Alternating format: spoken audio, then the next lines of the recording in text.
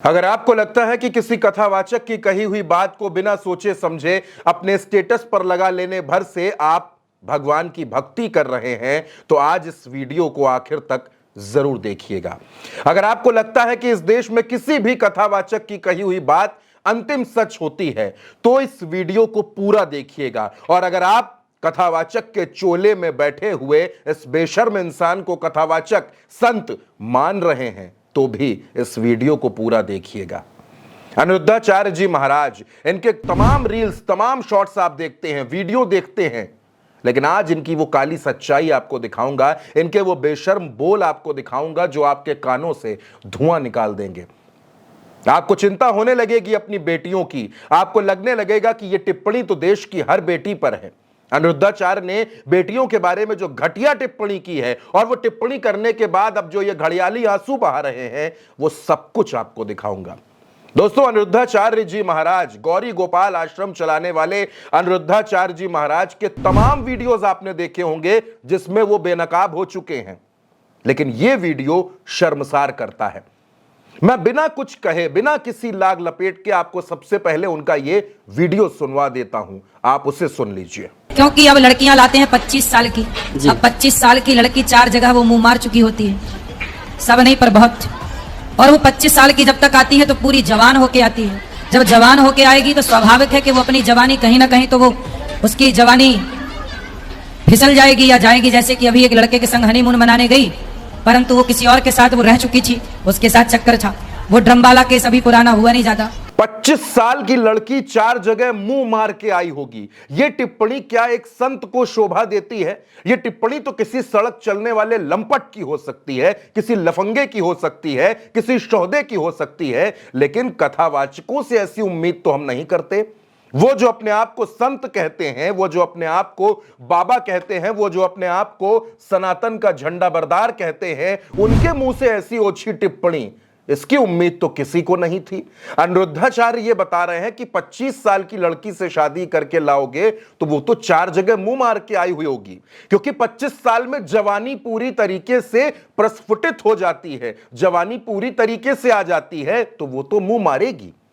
इसलिए 14 साल की लड़की से शादी करो, 14 साल की लड़कियों की शादी होनी चाहिए। तमाम अखबार, तमाम वेबसाइट अनिरुद्धाचार्य के इन बयानों से भरे पड़े हैं। जो बात मैंने आपको अनिरुद्धाचार्य की सुनवाई, ये इतनी घटिया है, इतनी शर्मनाक है, लेकिन आपके लिए इसको सुनना जरूरी है। और बार बार सुनिए ताकि आपकी आंखों पर पड़ा हुआ ये पर्दा हट सके। जिन लोगों को आप कथावाचक मान रहे हैं, जिन लोगों के आप अनुयायी बन रहे हैं, वो किस दर्जे की घटिया बातें करते हैं। इसलिए अनिरुद्धाचार्य की इस बात को फिर सुनिए। क्योंकि अब लड़कियां लाते हैं 25 साल की, अब 25 साल की लड़की 4 जगह वो मुंह मार चुकी होती है, सब नहीं पर बहुत।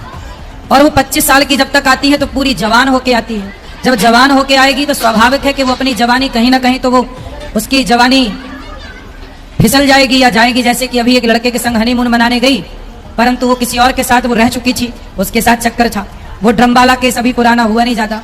अब दोस्तों, मैं आपको एक और बात बताता हूं। अगर अनिरुद्धाचार्य जी की एक भी बेटी होती, वो एक बेटी के पिता होते, तो शायद ऐसी टिप्पणी ना करते। 2 बेटों के पिता हैं, लेकिन क्या बेटी का पिता ना होना यह तय कर देता है कि आप देश की बेटियों का सम्मान नहीं करेंगे, आप बच्चियों का सम्मान नहीं करेंगे, उनके बारे में कुछ भी बोल देंगे? सड़क किनारे कोई लड़की जा रही हो, उस पर कोई शोहदा कमेंट करे तो आप गुस्से से भर जाते हैं, हर कोई गुस्से से भर जाता है। लेकिन जब ऐसे कथावाचक ऐसी टिप्पणी करें तो फिर आपका खून क्यों नहीं खौलता? जब ये ऐसी टिप्पणी करे, और ये सिर्फ किसी एक बेटी के बारे में नहीं है, ये हर बेटी के बारे में है, हर बहन के बारे में है, आपकी बेटी के बारे में भी है, आपके भाई की बेटी के बारे में भी है, देश की हर बेटी के बारे में है। 25 साल की लड़की, अगर वो 25 साल की है तो वो चरित्रहीन हो जाएगी। उसके कैरेक्टर सर्टिफिकेट पर अनिरुद्धाचार्य अपने दस्तखत कर रहे हैं और ये बता रहे हैं कि 25 साल की लड़की होगी, वो 4 जगह मुंह मार के आई हुई होगी। मुझे लगता है अनिरुद्धाचार्य ने अपनी पत्नी से इस बात पर कोई चर्चा नहीं की होगी। अगर अनिरुद्धाचार्य ने अपनी पत्नी आरती तिवारी से इस पर चर्चा कर ली होती तो शायद वो ऐसी टिप्पणी ना करते। अगर अनिरुद्धाचार्य अपनी पत्नी का वाकई सम्मान करते तो शायद ऐसी टिप्पणी ना करते, लेकिन उन्होंने कुछ नहीं सोचा। उन्होंने ये नहीं सोचा कि वो किसी के पति हैं, वो किसी मां के बेटे हैं, किसी के भाई होंगे, किसी के मामा होंगे, किसी के चाचा होंगे। लेकिन अनिरुद्धाचार्य के लिए 25 साल की लड़की चरित्रहीन है, क्योंकि वो 4 जगह मुंह मार लेती है। क्या किसी लड़की को कैरेक्टर देने का, उसका कैरेक्टर सर्टिफिकेट बनाने का ठेका देश में इन बाबाओं के पास है? बहुत से बाबाओं को आप सुनते होंगे, बहुत से बाबाओं की कथा सुनते होंगे। आप इंद्रेश जी महाराज को भी सुनते होंगे, आप देवकी नंदन ठाकुर महाराज को भी सुनते होंगे, आप मुरारी बापू को भी सुनते होंगे और आप प्रेमानंद महाराज को भी सुनते होंगे। लेकिन मैं दावे से कह सकता हूं कि ऐसी घटिया, ऐसी ओछी टिप्पणी उनकी तरफ से कभी सामने नहीं आई। ये वही अनिरुद्धाचार्य हैं जिनको प्रेमानंद महाराज ने अपने आश्रम में नसीहत दी थी कि जितनी जानकारी हो उतना ही बोलिए और वहां जाइए जहां पद की प्रतिष्ठा बनी रहे। लेकिन अनिरुद्धाचार्य हैं कि अपनी आदत से बाज नहीं आते। आप ये भी सुन लीजिए कि प्रेमानंद महाराज ने इन अनिरुद्धाचार्य को क्या नसीहत दी थी। हमारी बात एक सूत्र समझ लो, प्रश्न का उत्तर वही दो, अधिकार के अनुसार, जानकारी के अनुसार। वो अधिकारी होना चाहिए, आपको जानकारी होनी चाहिए। आप वहीं जाइए जहां आपकी प्रतिष्ठा, आपके धर्म की प्रतिष्ठा में आंच ना आवे। अर्थ उतना भावना कीजिए जितने से सेवा सामग्री सब सुरक्षित चलती रहे, वो भगवान देते रहते हैं। उसके लिए ऐसे करने की जरूरत नहीं। अगर हमारी सात्विक प्रवृत्ति से यश प्रवृत्ति बढ़ रही तो कोई हानि की बात नहीं, लेकिन यदि वो थोड़ा भी गिर करके बढ़ रहा है यश, तो वो यश सम्माननीय नहीं होता साधु सभा में। दोस्तों, ये वही अनिरुद्धाचार्य हैं जिनसे फिलहाल कुछ दिन पहले समाजवादी पार्टी के मुखिया अखिलेश यादव ने एक सवाल पूछ लिया। जब उस सवाल का जवाब नहीं दे पाए तो ये बिलबिला गए थे। ये वही अनिरुद्धाचार्य हैं जो अपने मंत्रों में फंस गए थे। ये वही अनिरुद्धाचार्य हैं जो संतों से शास्त्रार्थ नहीं कर पाते। और ये वही अनिरुद्धाचार्य हैं जो बताते हैं कि गाय के गोबर में जो गेहूं पड़ जाए उसको धोकर साफ करके खा लो तो बेटा पैदा हो जाएगा। ये वही अनिरुद्धाचार्य हैं।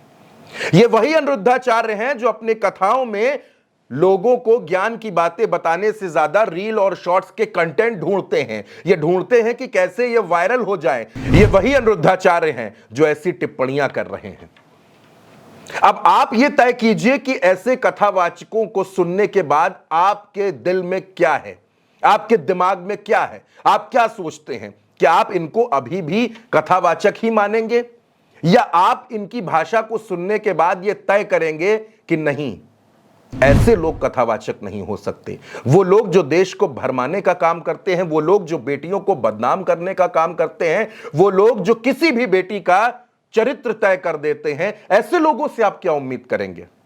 अब जब बवाल बढ़ गया, जब हंगामा मच गया, तो अनिरुद्धाचार्य माफी मांगने का स्वांग रच रहे हैं और ये कह रहे हैं कि मेरी बात से अगर किसी को ठेस पहुंची है तो मैं माफी मांगता हूं। इनका माफीनामा भी सुन लीजिए। किसी भी बहन बेटी का दिल दुखा हो तो ये दास सदा आपका था, आपका है, आपका ही रहेगा।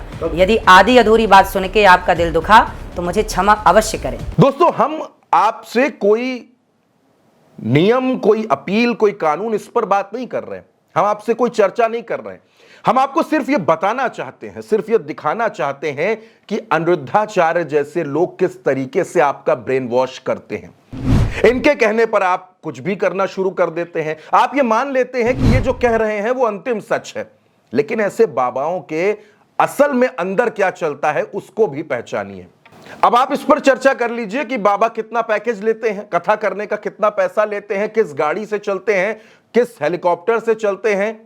वो सारी बातें मैं किनारे छोड़ देता हूं। ठीक है, कथा कर रहे हैं, पैसा ले रहे हैं, उससे हमें कोई लेना देना नहीं। अपने अर्थतंत्र को मजबूत कर रहे हैं, करें, बेहतर है। लेकिन कम से कम इस देश की बेटियों को बख्श दें।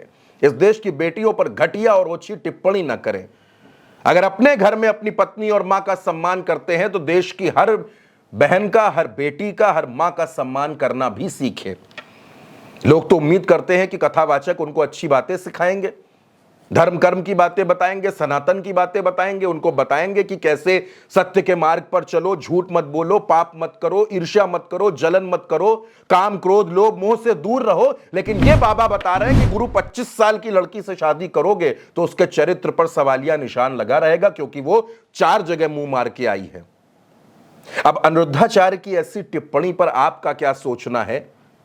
आपका गुस्सा, आपकी नाराजगी, आपका विरोध, आपका समर्थन जो भी है कमेंट बॉक्स में जरूर बताइएगा। और इस वीडियो को लाइक और शेयर जरूर कीजिएगा, चैनल को सब्सक्राइब कीजिएगा। नमस्कार।